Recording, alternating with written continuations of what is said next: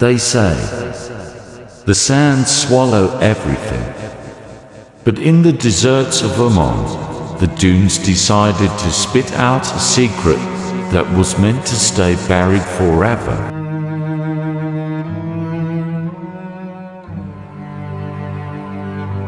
A mutilated body. Stab wounds that whisper a tale of pitch-black hatred. And a mysterious guide who led the authorities to a hole in the ground, only to reveal a tragedy that will shatter everything you believe about safety and blood ties. In the remote Sahel region, where the desert devours both voices and memories, a police officer stands before a nondescript sand dune. The humidity is stifling, and the scent of the scorching sand smells of burnt stone. The digging begins. Suddenly, the texture of the earth shifts. A fabric emerges. A traditional Omani dish dasher stained with a dark, dry brown. With the next strike of the shovel, it hits you. That scent that makes the stomach churn. The smell of death brewing under the weight of the unforgiving sun. You brush away the sand with your bare hands, and the face of the dagger maker appears. The eyes that once sparkled with sharp wit are now hollow, and the white beard is matted with dried blood. But the shock isn't the corpse itself. The shock is, who killed this man?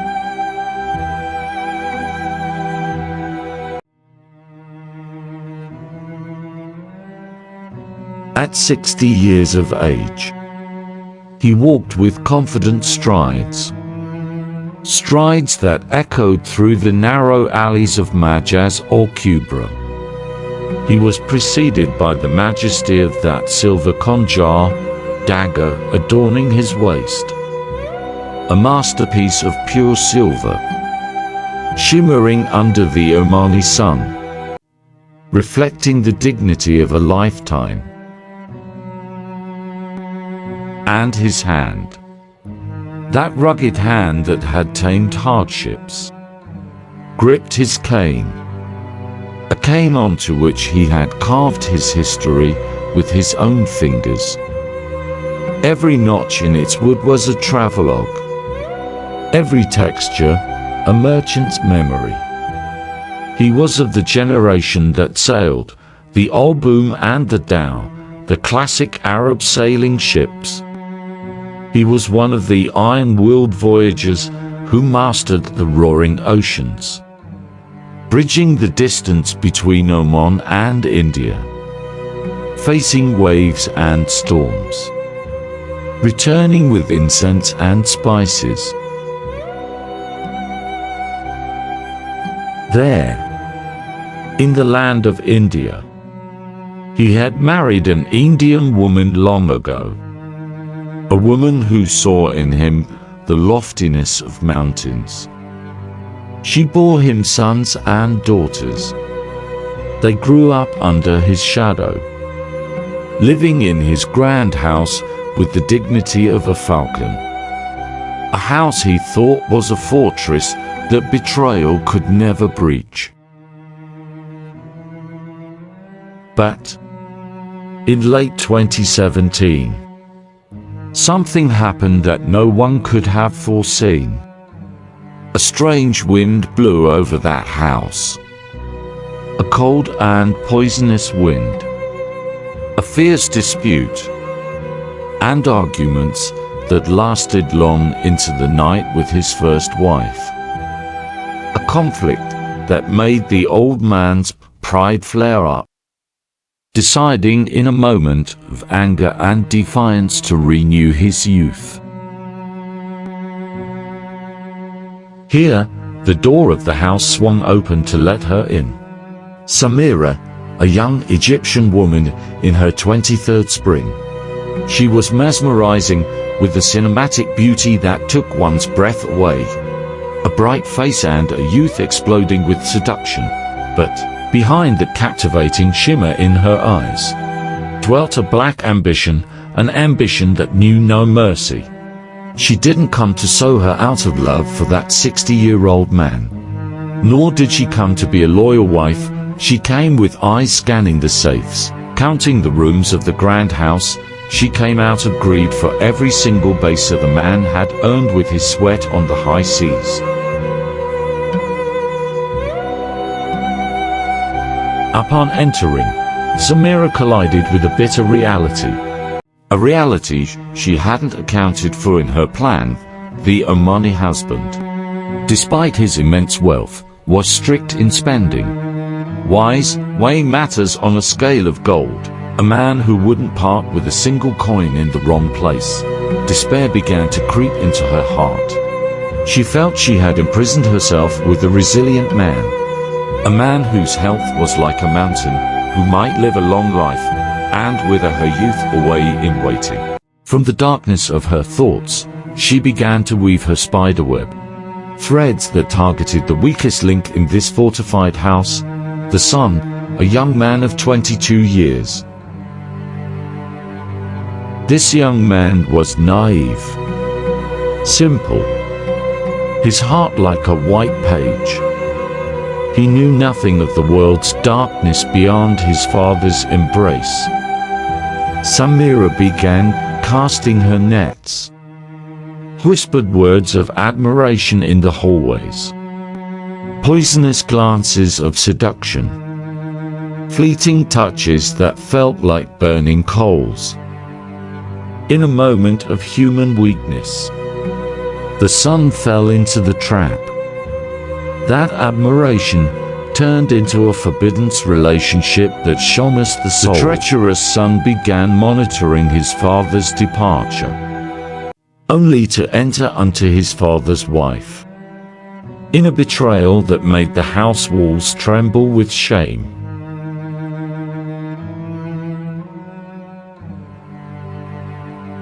But a father's eye never sleeps. The old man's suspicions began to circle them. His old commercial instinct, which once read the ocean waves, now read the language of eyes.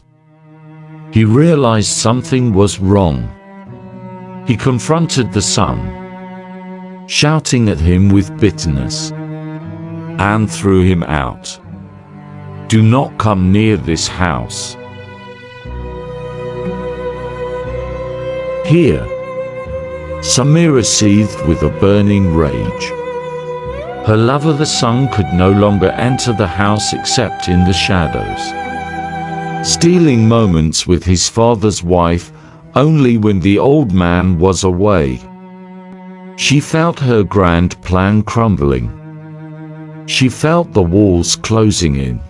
She decided then to eliminate the only obstacle standing in her way. In a demonic encounter, she leaned into the son's ear, and with the silver tongue of the devil himself, she whispered, "The air will never be clear for us until he is gone. Only his death can set us free." And on a dark night, when the moon had vanished, they lured him in, and in Samira's private chamber, the predator was his own son. Yes, his own flesh and blood. Together with Samira, they rained down blows upon the father until he collapsed. But they didn't stop. They kicked and beat him with a hatred that defies nature, until he was a lifeless shell. They bound him like a stranger, and dragged his broken body to the rooftop. There, beneath the stars that bore witness to the ultimate betrayal, Mohammed spread a carpet on the rooftop floor. He threw his father upon it bound, defeated, and humiliated. Then, the son grabbed a shovel. With cold, calculated malice, he swung it, crushing the dignity of years with a single, treacherous blow.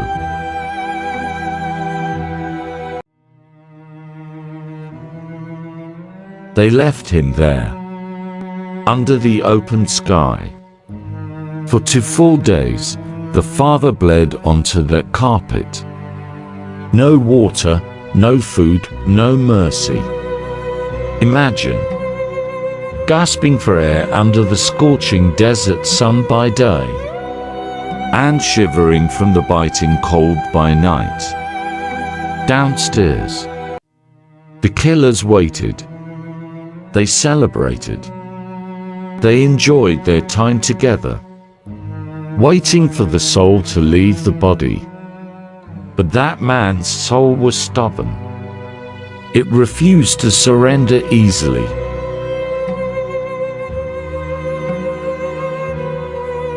After 2 days, the killers were shocked. The father was still breathing.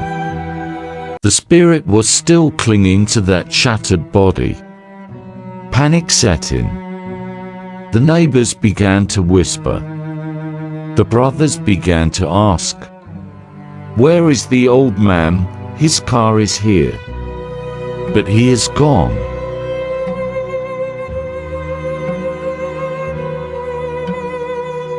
They had to end it now. But they wanted no bloodstains in the grand house he had built with his own sweat. They wrapped the old man tightly inside the same carpet he had bled upon. They bound it with ropes, turning a father into nothing more than a discarded parcel. With hearts of stone, they dragged him down the stairs, step by step, his broken bones striking every marble edge. The sound echoed through the silent house like funeral drums. Thud, thud, thud. At the door, they lifted the carpet, with the father still gasping his final breaths inside, and hurled him into the car like a piece of junk.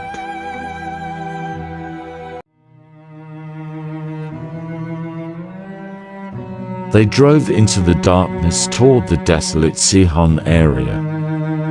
There, Mohammed dug a deep pit.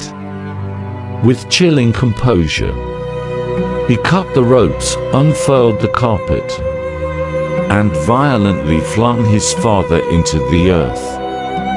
And then, to ensure the nightmare was final, he drew his knife through the fabric of the carpet.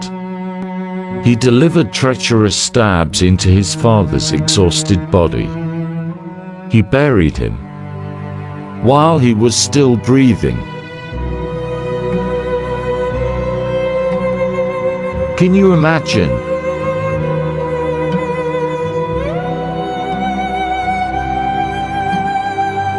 Burying his own father alive. Mohammed covered the pit, convinced he had committed the perfect crime. He returned home to Samira, believing the desert would guard their secret forever. He didn't know that his father's blood was already crying out from beneath the sands. The killer and his mistress walked back into that house as if nothing had happened, living their lives with a coldness that kills the heart.